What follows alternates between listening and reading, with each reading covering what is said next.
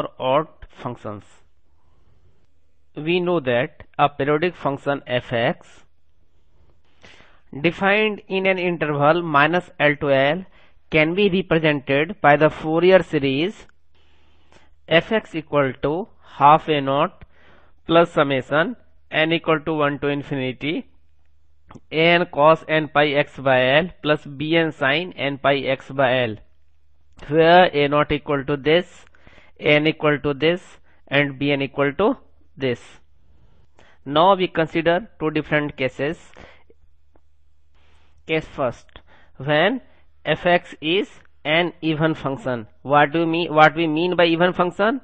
A function f(x) is said to be an even function if f minus x equal to f(x). It means अगर आप जो function दिया गया है f(x) equal to suppose cos x दिया गया है, अगर x को मैं माइनस x से रिप्लेस करूं तो रिजल्टेंट हमारा सेम हो. For example f(x) equal to cos x and f minus x equal to cos minus x, cos minus theta equal to cos theta. This implies cos x equal to f(x). What it shows? f minus x equal to f(x) means cos x is an even function. Now a naught equal to 1 by L minus L to L f(x) dx, ये a naught होता है हमारा. अब क्या ये condition दिया गया है f(x) is an even function. It means this can be represented by 2 by L integration of f(x) dx from 0 to L. ऐसा हम क्यों लिख सकते हैं? क्योंकि by the property of definite integration we know that integration of f(x) dx when integrating limit is from minus a to a, in that condition it will be equal to twice of integration of f(x) dx with integrating limit 0 to a if f(x) is even.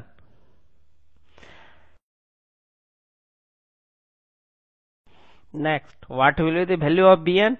We know bn equal to 1 by L minus L to L f(x) sin n pi x by L dx. f(x) is given to be even, and we know sin x pi L is odd. That is, even multiplied with odd is odd. That's why it is equal to 0.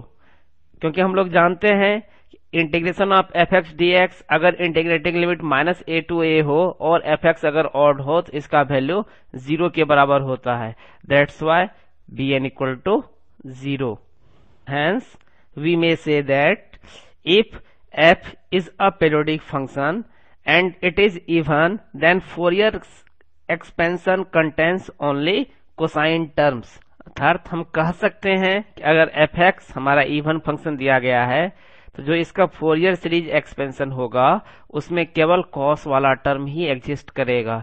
Means मुझे bn calculate करने की जरूरत भी नहीं होगी क्योंकि bn का value 0 ही होगा. Next we consider the case when f is given to be odd. A function f(x) is said to be an odd function if f minus x equal to f(x) with negative sign. That is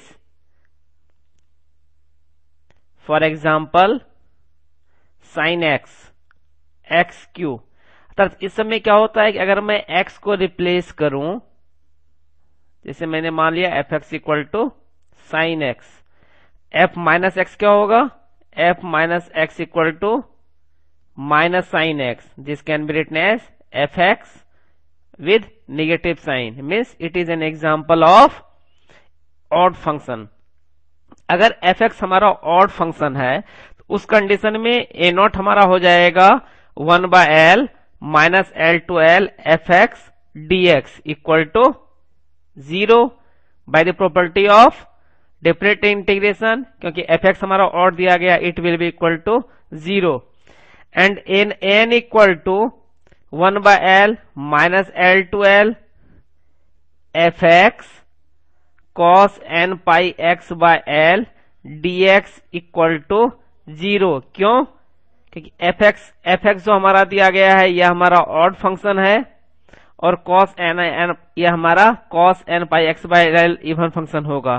product of even and odd ये हमारा हो जाता है odd function, and integrating limit हमारा है -l से l। तो same property फिर यूज करते हैं, यह प्रॉपर्टी यूज करते हैं, इसका भी वैल्यू हो जाएगा 0। bn इक्वल टू हमारा होगा 1/l minus l to l fx sine n pi x by l dx, means इसको हम लिख सकते हैं 2/l 0 to l fx 2/l 0 to f sine n pi x by l dx, because fx जो हमारा है यह ऑड फंक्शन है, साइन n पाई x भी ऑड है। ऑड और ऑड फंक्शन का जो प्रोडक्ट होगा वह हमारा इवन हो जाता है।